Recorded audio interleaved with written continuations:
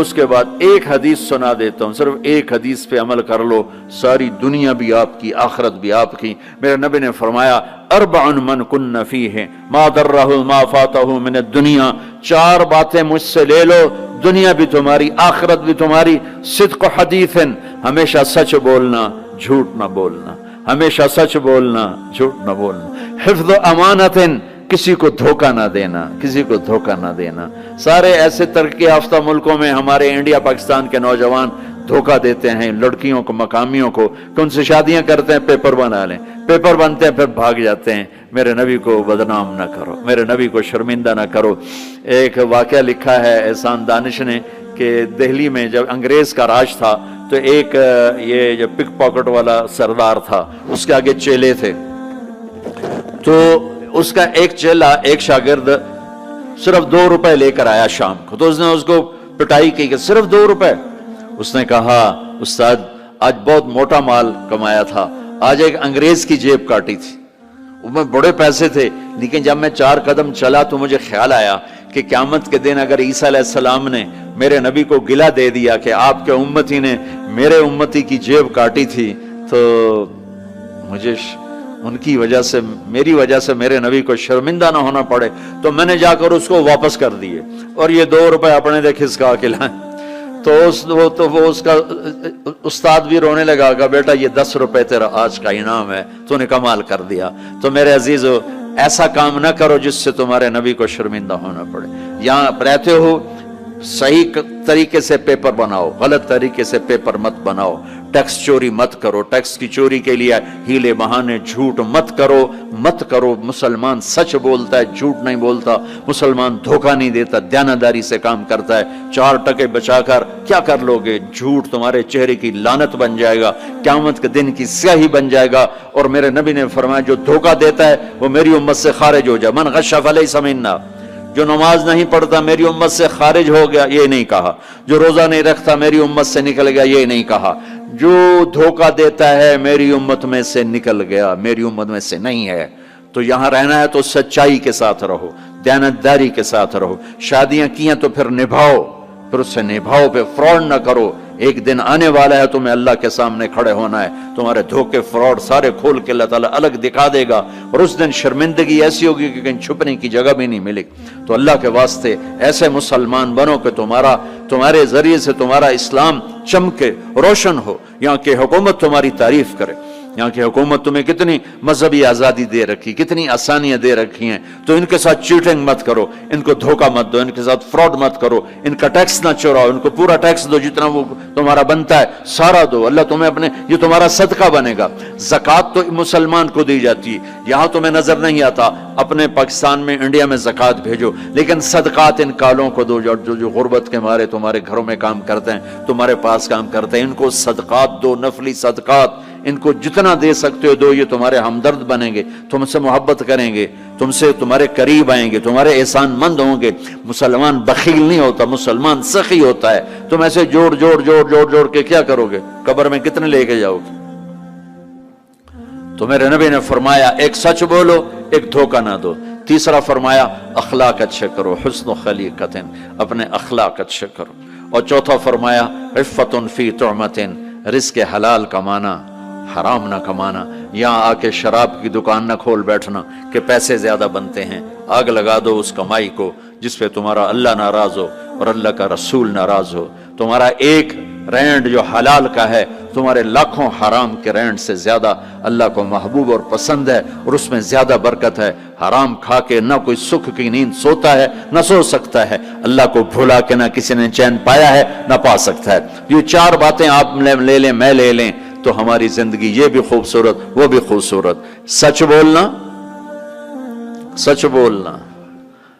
کسی کو دھوکہ نہ دینا، دیانتداری، اخلاق اچھے کرنا، رزق حلال کمانا۔ حضرت سعد بن معاذ بیٹھے تھے، ہمارے نبی کی نظر پڑی ان کے ہاتھوں پر، ہاتھ بڑے سخت تھے۔ آپ نے کہا تیرے ہاتھ کیوں سخت ہیں؟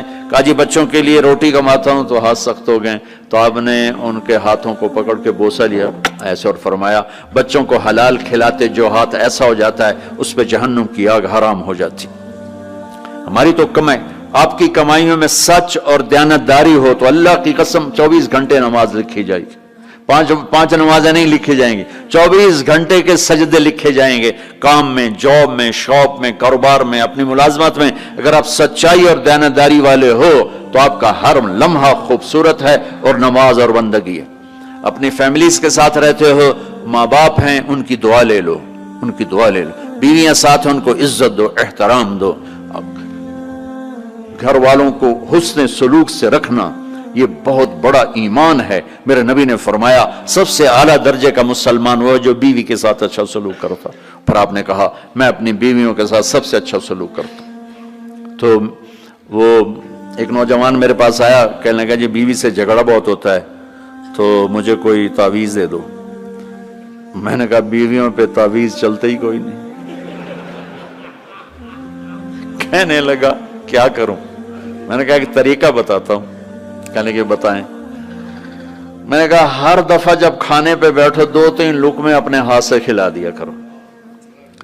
کہنے لگا اس سے کیا ہوگا؟ میں نے کہا یہ تو تم بعد میں دیکھو گے کیا ہوگا، تم کرو تو صحیح. کوئی 2 ہفتے گزرے، میری اس کی اچھی دوستی تھی، اللہ اس کی بخشش فرمائے، تو فوت ہو گیا. میں نے پوچھا، اس کا فون آ گیا نا، تو میں نے پوچھا وہ میری بات پہ عمل کیا؟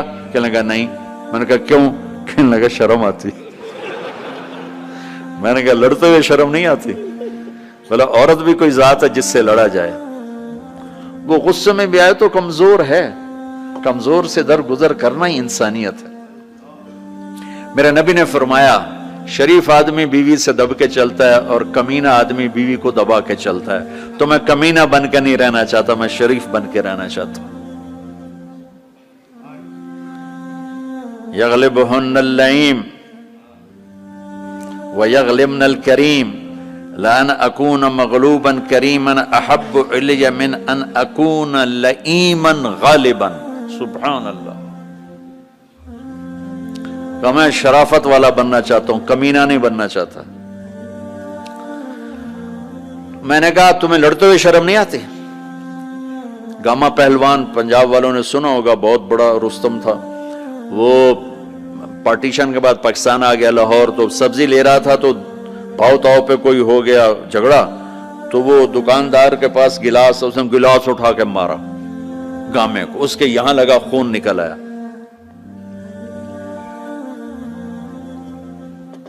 اس نے چپ کر کے پکڑی کھولی اور نیچے سے یوں اس کو لا کر باندھ کے چل پڑا.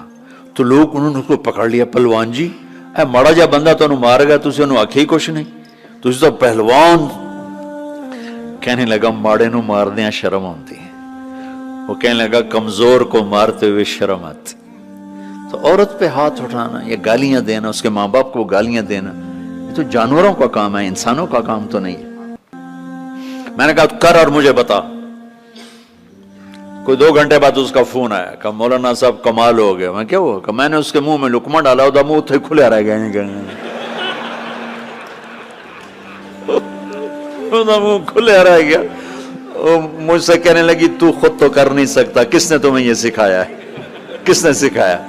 اس نے کہا مجھے مولوی طارق جمیل نے سکھایا. انہوں نے ایسے چولی اٹھا لی. اللہ مولوی طارق جمیل اور اس کے بچوں کا بھلا کرے جس نے تمہیں انسان بنایا. اپنے گھروں کو آباد کرنا ہے تو اخلاق اچھے کرو، بول میٹھا کرو. بچے ساتھ ہیں ان کو محبت سے لے کر چلو. آپ ایسے دیس میں ہو جہاں ہمارا دینی ماحول نہیں ہے، آپ کو بنانا پڑے گا. اور دینی ماحول بنانا ماشاءاللہ بہت مسجدیں دیکھیں، مدرسے دیکھے، بہت خوشی ہوئی، لیکن ماحول بنانے کے لیے کچھ اور بھی ہے. محبت دو. علماء سے کہتا ہوں آپس میں پیار و محبت کی فضا قائم کرو. شدت پہ نہ چلو، نرمی پہ چلو، فتوے بازی پہ نہ چلو، محبت سے چلو. اختلاف رائے کرو، پر اختلاف رائے کو کفر تک پہنچا دینا، حرام تک پہنچا دینا، یہ اہل علم کا کام نہیں ہے. اہل علم ہوتے ہیں جو حلیم ہوتے ہیں، وقور ہوتے ہیں، اور وہ درگزر کرنے والے ہوتے ہیں، محبت کرنے والے ہوتے ہیں، معاف کرنے والے ہوتے ہیں، برداشت کرنے والے ہوتے ہیں. چھوٹی چھوٹی باتوں پہ فتوہ بازی اس سے بچو. اللہ تعالیٰ نے جو ہمیں یہ تبلیغ کا کام دیا ہے، اس میں آپ سب سے نیت کرواتا ہوں کہ 4 مہینے لگانے کی ساری نیت کر لو. کرتے نا نیت انشاءاللہ. اور چھوٹی سی تشکیل کرتا ہوں کہ ہر مہینے 3 دن آپ لگا لیا کریں. اللہ کا فضل ہے، تبلیغ کا کام تو ہر جگہ ہو رہا ہے. اب ہر مہینے صرف 3 دن جانا شروع کریں. جنید جمشید مرحوم کو میں نے یہ کہا تھا کہ تو 3 دن لگانا شروع کر. وہ کہنے لگا میں تو ناچتا ہوں، سٹیج پہ گاتا ہوں، میں 3 دن لگاؤں گا، کیسے لگاؤں گا، میں ادھر یہ کرتا ہوں، ادھر تبلیغ کروں. میں نے کہا یہ تیری ڈوز ہے، دوا ہے، تو دوا شروع کر، صحت ہو جائے گی. 97 کی یہ بات ہے. اس نے بات پلے باندھ لی. ہر مہینے 3 دن لگا لیتا جب کراچی میں ہوتا. جب نہیں ہوتا تھا تو پھر نہیں ہوتے تھے. جب کراچی میں ہوتا تو 3 دن. 97 98 99 2000 اور 2001 میں 4 مہینے کے لیے نکل گیا. تو آپ سب مجمع ماشاءاللہ نوجوانوں کا ہے، 3 دن لگاؤ گے، ٹھیک ہے نا. اور اگر کوئی اس مجمع میں کسی سے ناراض ہے تو اٹھنے سے پہلے ہی اس کو معاف کرے. اگر یہیں موجود ہیں تو گلے لگے، اور وہ موجود نہیں ہے تو وہاں جا کے اس کے گلے لگ جائے اور اس سے معافی مانگ لے. معافی مانگو گے اللہ آپ کو معاف کرے گا. کسی 2 مسلمان کا آپس میں بائیکاٹ نہیں ہونا چاہیے. کسی 2 مسلمان کا آپس میں بول چال بند نہیں ہونا چاہیے. بیوی سے ناراضگی ہو تو بیوی سے صلح. پتہ کیا نتیجہ نکلتا ہے؟ جب آدمی بیوی سے صلح کرتا ہے تو اللہ اس پر اتنا خوش ہوتا ہے، ان کے پچھلے سارے گناہ معاف کر دیتا. تو سارے بھائی نیت کرتے ہو نا، لگاؤ گے نا 3 دن. بھائی دعا کے بعد نکلنا ہوگا تو بھائی مسافر 2 گھنٹے میں نے آپ کے ساتھ بات کی ہے، تو میں روبوٹ تو نہیں ہوں نا، میں بھی اب تھک چکا ہوں. تو بھائی مسافر نہ کرنا. مسافر اتنے رش میں مسافر کرنے بھی نہیں چاہیے. بس زبان سے آپ سلام کو میں جواب دوں گا. درود شریف.